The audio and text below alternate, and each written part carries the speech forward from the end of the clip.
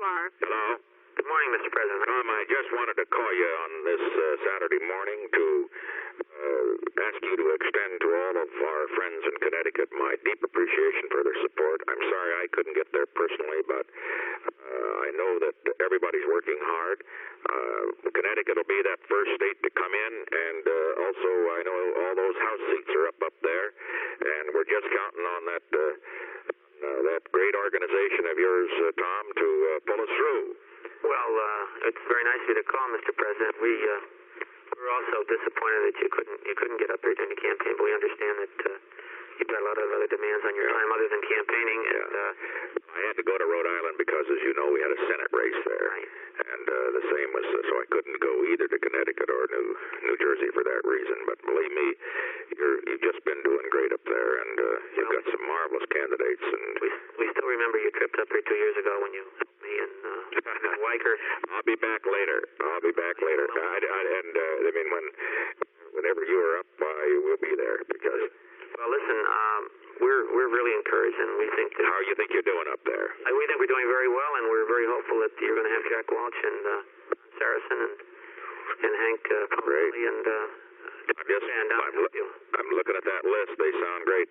Let me say this: tell the people to first, we want to get out a good vote. Take nothing for granted. That's going to help us with all the ticket. The second thing is to keep talking about to be very confident on we're for peace with honor and strength. We're going to get it. Keep right on the positive there. That's the way it looks at this point.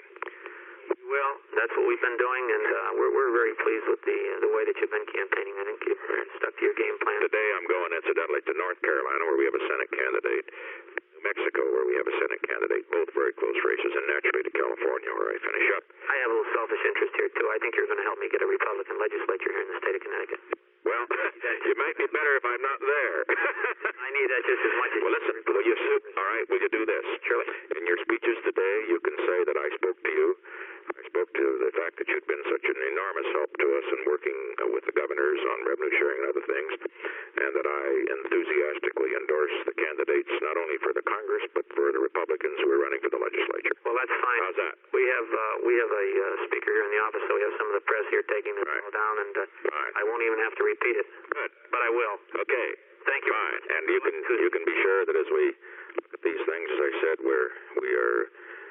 In conclusion, that the Connecticut voters I know have always been for a strong America. We're for a strong America rather than a weak America.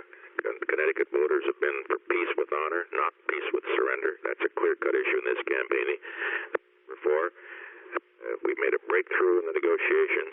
We, however, have some details to work out, but we're going to work them out so that we can be sure it'll be a peace that will last. That's the issue in a word. That's what the people want. And we're also going to have, after that, what we haven't had since President Eisenhower was president, full employment.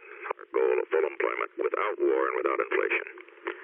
Terrific. Okay, Tom. Thanks a lot. Nice talking to you, sir. Bye.